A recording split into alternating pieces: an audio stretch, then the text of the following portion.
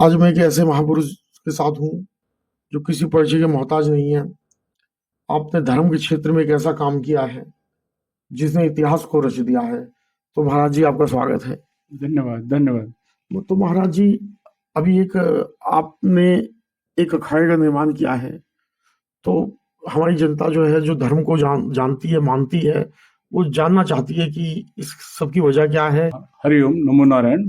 हमारे अखाड़े का जो नाम है वो है श्री पंच महाभूत परमहंस अखाड़ा। अब ये पंच महाभूत का जो मतलब है वो पंच तत्वों से आता है, जो हमारे जिससे पूरी सृष्टि का, प्रकृति का, व्यक्ति का निर्माण होता है, जिसके बिना कुछ संभव ही नहीं है। और परमहंस जो साधना में रत होकर मोक्ष की प्राप्ति की ओर देखता है वो परमहंस कहलाता है। तो श्री पंच महाभूत परमहंस अखाड़ा हमारे द्वारा स्थापित है। मैं उसका आचार्य महामंडलेश्वर हूँ, सचिव हूँ, कोषाध्यक्ष हूँ, सह संस्थापक हूँ। और इस अखाड़े का मुख्य उद्देश्य समाज में धर्म की चेतना को प्रसारित करना। ये तो हालांकि सभी करते हैं, लेकिन इसके साथ में हमारे मंडल हैं, जैसे युवा चेतना मंडल, जिसका कार्य युवाओं के अंदर धर्म का प्रचार प्रसार, उनके अंदर आध्यात्मिक शक्ति को बताना, उनकी आंतरिक ऊर्जा को बाह्य ऊर्जा से मिलाना और उनके अंदर धर्म के प्रति, समाज के प्रति, संस्कार के प्रति एक जागृति चेतना ऊर्जा पैदा करना, जिसमें वो समाज को अपना योगदान दे सकें। दूसरा, हमने उसमें एक है हमारा लोक मंगल मंडल। लोक मंगल मंडल का क्या अर्थ है कि पर्यावरण के लिए कार्य करना।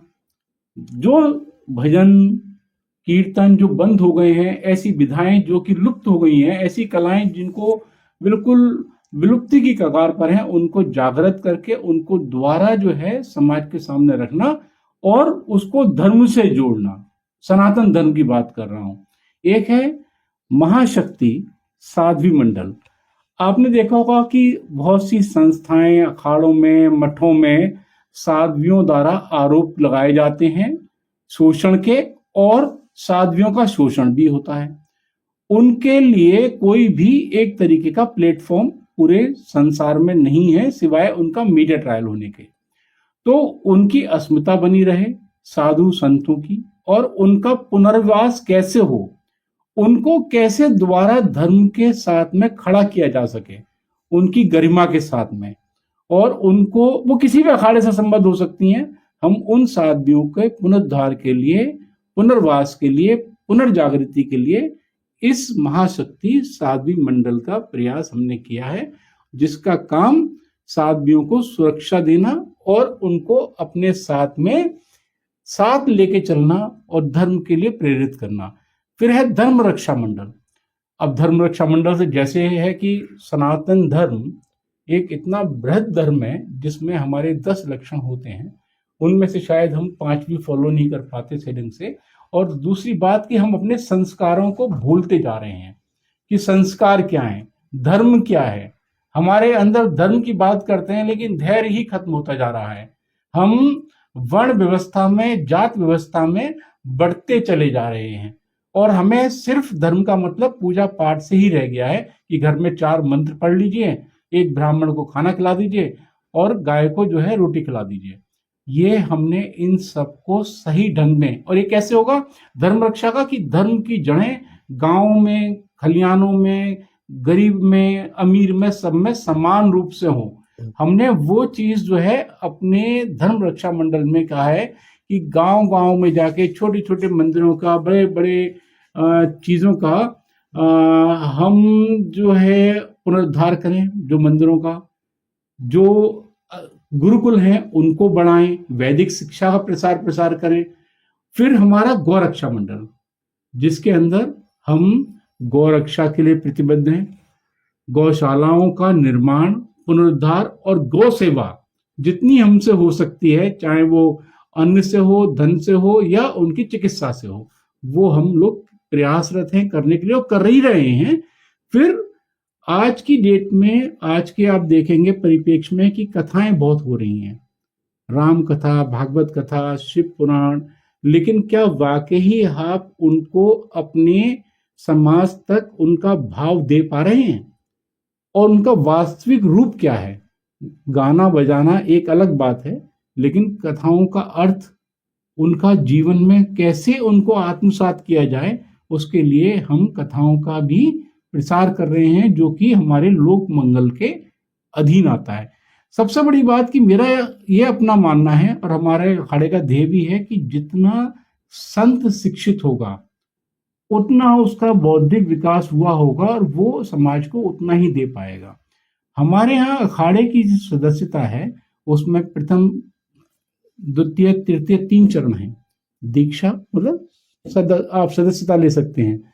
साधक दूसरा है कि आप साधना में हैं, आप आइए, जुड़िए, परोपकार की भावना से जुड़िए, मंदिरों में सेवा कीजिए। तीसरा है आपका संन्यास। उसके अंदर आप पूर्णतः गृहस्थ को त्याग कर और अपने आप को समाज के लिए समर्पित कर दीजिए। तो वो हमारा तीसरा चरण है। और हमने समाज के किसी भी वर्ग, वर्ण, किसी भी देवता के लिए कोई हमारे पास में अवरोध नहीं है। आप शैव हैं, आप वैष्णव हैं, आप किसी भी देवी देवता को मानते हैं, आपका कोई भी आराध्य है, लेकिन आप सनातनी हैं, आप आइए, जुड़िए धर्म के प्रसार के लिए। यहां पर आपको आध्यात्मिक ऊर्जा को देना है। आपको अपनी जो चेतना है, आपकी जो आंतरिक ऊर्जा है, उसको समाज के लिए देना है। आप समाज से ले तो लेते हैं, लेकिन आप समाज को देते क्या हैं? हम ऋषि मुनि परंपरा पर चलने वाले अखाड़े हैं, तो उसमें ऋषियों का काम क्या था कि आप समाज को दें, चारों वर्णों के हिसाब से चलें, जो हमारे 4 आश्रम थे उसके हिसाब से चलें और समाज के उत्थान के लिए, अपने उत्थान के लिए कार्य करें। ये हमारे अखाड़े का उद्देश्य है। अच्छा महाराज जी, क्योंकि देश में पहले से ही सनातन धर्म में इतने अखाड़े चल रहे हैं, तो एक नए का निर्माण कराने की जरूरत क्या थी? आप तो इतनी ऐसी शख्सियत हैं आप कि कोई भी अखाड़ा अगर आप जाना चाहते, और मुझे इतना पता लगा है कि आपको हर एक जगह से ऑफर था आपको वहां आने के लिए, शामिल होने के लिए, तो उनमें आप क्यों नहीं गए? देखिए, मैं इससे पहले भी एक अखाड़े में महामंडलेश्वर था। मेरा अपना मानना यह है कि बहुत से लोग जो कि गांव में हैं, बहुत ज्यादा विद्वान हैं, या जो कहीं किसी वजह से नहीं आ पा रहे हैं, धन की वजह से या साधन ना होने की वजह से, उनको हम अपने साथ में, जो वाकई प्रसार करने वाले हैं, उनको हम अपने साथ जोड़ें और अपनी एक रूपरेखा के अनुसार चलें। ऐसा नहीं है कि हम अखाड़े के से जुड़े नहीं हैं, हमें भी दूसरे अखाड़ों से जो है वरद हस्त प्राप्त है और हम चाहते हैं कि हम आगे भी इसमें प्रयासरत रहेंगे। लेकिन अपना जो उद्देश्य है, जो आपका विजन होता है, आप उस विजन को अपने हिसाब से ही शुरू कर सकते हैं। अब आपके दिमाग में एक घर का नक्शा है, आप अपना घर बनाना चाहते हैं, तो उस नक्शे के हिसाब से सारी चीजें बनाएंगे। आपने एक मल्टी स्टोरी में मकान ले लिया, आपका मकान तो हो गया, लेकिन आपके भवन की रूपरेखा आपके हिसाब से नहीं हुई, जैसा है आपको वहां पर फिट होना पड़ेगा। तो आप बहुजन हिताय बहुजन सिखाए, सबका कल्याण सबका उत्थान जो है वो किस उद्देश्य से हो पाएगा? सनातन का मतलब क्या है? सनातन का मतलब यही है ना कि आप सभी को साथ लेके चलें। सनातन धर्म की बात कर रहा हूं, परिभाषा की बात नहीं कर रहा, अंगीकार करने की बात कर रहा हूं। तो आप जब सबको साथ लेके चलेंगे, अब देखें कि किसी का कोई शैव है, कोई वैष्णव है, उन भागों में नहीं बंटना है। हमें गृहस्थ को भी साथ में लेना है, हमें सन्यासी को भी साथ में लेना है। गृहस्थ का मतलब जो वानप्रस्थ आश्रम में है, ठीक है। हमें किसी भी नशाखोरी वाले व्यक्ति को अपने साथ में नहीं जोड़ना है। सबसे ना हमें चरित्रहीनता चाहिए, ना ही हमें कोई नशाखोरी चाहिए, ना ही हम भगवान के नाम पे किसी को नशा करने देंगे। हमारा उद्देश्य बिल्कुल साफ है कि समाज में आपने शुद्धि, शुचिता, संस्कार को फैलाना है, बढ़ाना है और समाज की और धर्म की सेवा करनी है। हम ना राजनीतिक हैं, ना ही हम धनिक हैं, हम सिर्फ आध्यात्मिक हैं। और बौद्धिक विकास के लिए नई पीढ़ी को, आप एक गमले में पौधा लगाते हैं ना, तो उसको पेड़ बनाने का जो कार्य है वो हमारा श्री पंच महाभूत परमहंस अखाड़ा करेगा। महाराज जी, स्पेशल क्या होगा इसमें? विशेषता क्या है और उससे अलग क्या है इसमें? कोई एक चीज आप मुझे बताइए। इसकी विशेषता तो यह है कि ये अपने आप में ही नाम ही बताता है, श्री पंच महाभूत परमहंस अखाड़ा। आप अपने 5 तत्वों से जुड़कर साधना रत होकर मोक्ष की प्राप्ति के लिए अग्रसर हों।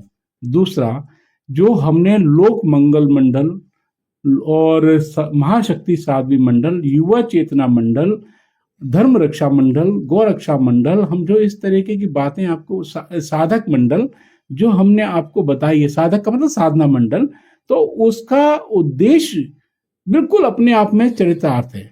हर चीज एकदम क्रिस्टल क्लियर है। आप देखें कि इतनी क्लियरिटी के साथ में शायद कोई आपको बताएगा नहीं। हमारे लिए सब अखाड़े, सब मठ, सब साधु संत पूजनीय हैं। हम आदि शंकराचार्य जी की परंपरा पर चलने वाले लोग हैं, जो हमारे 8वीं 9वीं शताब्दी जिन्होंने चारों मठों की स्थापना की थी। हम वैदिक शिक्षा रीति को सनातन के हिसाब से, सनातन की संस्कृति को, गुरुकुल को आगे बढ़ाने के लिए प्रयासरत हैं। हमारे पास में पढ़े लिखे लोगों की आवश्यकता हमेशा बनी रहेगी। हम बौद्धिक विकास में, चरित्र निर्माण में, राष्ट्र निर्माण में और राष्ट्र के लिए अपने आप को सर्वस्व न्यौछावर कर देने वाले अखाड़े के रूप में जाने जाएं, ऐसी मेरी कामना है और ऐसी मेरी आशा है, और हम इसे फलीभूत भी करेंगे इसको। अच्छा महाराज जी, जो आपके साधक हैं, जो गांव देहात में रहते हैं, जो बातें भी आपने बताई, बहुत से ऐसे लोग हैं वो जानते हैं, लेकिन बहुत से ऐसे लोग हैं जो इस बारे में उनको कोई जानकारी नहीं है। तो जो एक आम साधक है, जो एक आम जनता है, उसके लिए आप ऐसा क्या चीज है कि जिसका जीवन सफल हो जाए? आप अपने जीवन में, किसी भी व्यक्ति के जीवन में उसे 3 चीजें चाहिए होती हैं। उसे एक धन चाहिए होता है, कलयुग में स्वस्थ शरीर चाहिए होता है, और इतना चाहिए होता है कि जब उसके बच्चे या उसके परिवार के लोग किसी चीज की जरूरत में पड़े तो उसे किसी से मांगना ना पड़े, उसकी इच्छाएं पूरी होती रहे। बस इतनी सी कामना आदमी अपने जीवन में करता है, लेकिन कामना तो करता है, उसके लिए प्रयास कुछ नहीं करता। हमारे यहाँ भगवान आदि शंकराचार्य जी ने एक कनकधारा स्रोत की रचना की, और वो जगह आज भी तमिलनाडु में है। अगर आप चाहें तो देख भी सकते हैं। उसके मंत्र के जाप से आपके उस स्थान पर सोने की वर्षा हो गई थी। ये कोई कहानी नहीं है, ये मंत्र है, कनकधारा स्रोत। अगर आप नित्य प्रातः काल उठते ही प्रातः स्मरण के साथ में कनकधारा स्रोत और श्री सूक्तम का पाठ करेंगे तो आपकी धन की जो आवश्यकताएं हैं वो पूरी हो जाएंगी, और एक गारंटेड है कि आपका धन कभी कम नहीं होगा। आप इसे कभी भी चाहे आजमा के देख लें। दूसरा, स्वास्थ्य, दिनचर्या आपकी बहुत जरूरी है। आपको ये नहीं कि रात को 2 बजे भूख लगी तो आपने ऑर्डर कर दिया और खा लिया। घर का खाना समय के हिसाब से, आयुर्वेदिक के हिसाब से चले तो वात, पित्त और कफ आपका नियंत्रित रहेगा, तो आपका शरीर जो है स्वस्थ रहेगा। रही आपकी बात कि आपके घर के खर्चे, बच्चों की पढ़ाई, तो ये तो आपको संस्कार से ही आएगी। हर आदमी का एक भाग्य निर्धारित है, उस भाग्य के अनुरूप उसको मिलता है, लेकिन उसमें कर्म जो है सबसे बड़ी भूमिका रखता है। तो आपने अपने आप को एक कर्मठ व्यक्ति के रूप में स्थापित करना है, और यह सोच के चलें कि मेरे ऊपर पितृ ऋण है, पुत्र ऋण है, देव ऋण है, ऋषि ऋण है और राष्ट्र ऋण है। तो आपको कोई चीज रोक ही नहीं सकती आगे बढ़ने के लिए। भगवान का स्मरण, अपने आप को पहचानना और निरंतर प्रयासरत रहना आपकी हर चीज का एक जोड़, एक मुश्त इलाज है, और आप इसमें सफल भी होंगे। महाराज जी, ऐसे कई हजार आदमी हैं जो आपसे दीक्षा लेना चाहते हैं, तो उन भक्तों के लिए मैं अपने चैनल के माध्यम से पूछना चाहता हूँ, उन भक्तों के लिए आप क्या कहोगे? दीक्षा की तैयारी आप लोगों के यहाँ कब से होगी? हम अभी गाँव में जाकर जो हमारे मठ हैं, अलग अलग शहरों में, गाँव में, हम उनको दीक्षा दे रहे हैं। शुभ मुहूर्त में हम जो है काम करते हैं। और आम जनता, और आम जनता की बात कर रहा हूँ। मैंने आपको 3 चरण बताए थे, सदस्यता, साधक दीक्षा, संन्यास। तो जो व्यक्ति सदस्यता ले रहा है तो वो, इसका मतलब आप अनुशासन में हैं, अध्यात्म की ओर बढ़ रहे हैं। जो साधक हैं वो पुजारी, संत, भजन गायक, ये सब हमारे राम कथा, कृष्ण कथा, शिव कथा करने वाले, ये साधक जो साधना में रत हैं उनके लिए है। और जो तीसरा चरण संन्यास, जो कि पूरा अपने आप को राष्ट्र के उस अखाड़े के लिए समर्पित करके भिक्षाटन करते हुए और पूरे भारतवर्ष में और देश विदेश के भ्रमण में चले। अभी हमारा अखाड़ा विदेश में यूएई के अंदर भी अपना एक शिविर लगाने वाला है, वहां पर भी हम दीक्षा देने जा रहे हैं। तो निरंतर प्रयास है, लोग आ रहे हैं, लेकिन हम उनकी सबकी सदस्यता को आंख बंद करके नहीं लेंगे। हमें उनका बायोडाटा चाहिए, हमें उनका चरित्र देखना है, उनकी शैक्षिक योग्यता देखनी है। हम भीड़ नहीं इकट्ठी करना चाहते, हम एक सही ढंग के साधक जो कि राष्ट्र निर्माण में और साथ साथ अखाड़े के निर्माण में सहायक हों, हम उनका स्वागत करते हैं और उनके लिए दीक्षा देने के लिए तत्पर भी रहेंगे। हमारे पास आपकी धर्म की आपकी अगर जानकारी है, आपने शास्त्री किया है, आचार्य किया है, वेद पढ़े हैं, पुराण पढ़े हैं, उपनिषद पढ़े हैं और आपके पास शैक्षिक योग्यताएं हैं, आप हमारे साथ जुड़िए। धर्म का मतलब आपके अंदर धैर्य को देना है। आप धैर्य कितना रखते हैं? तो हमारे अंदर धैर्य बहुत है। जब तक हमारे अंदर धैर्य नहीं होगा, हम धर्म क्या करेंगे? तो हमारे पास जो भी लोग आए, जिनको हम दे रहे हैं, आप किसी को भी पकड़ लीजिएगा, आप उनको देखेंगे, उनका बौद्धिक स्तर एक अलग लेवल पर मिलेगा। और वही जब आपका सोचने का तरीका पॉजिटिव होगा, धनात्मक होगा, तो आप समाज को पॉजिटिविटी ही बांटेंगे। ये हमारा उद्देश्य है और हम इसमें प्रयासरत है। सभी का स्वागत है। जनता से कोई आप अपील करना चाहते हैं? नहीं, अपील क्या, हम तो उनका स्वागत करने के लिए तैयार हैं। हम कहते हैं कि आइए, जुड़िए। राष्ट्र का निर्माण पहले है, राष्ट्र है तो हम हैं, और राष्ट्र से पहले सनातन है।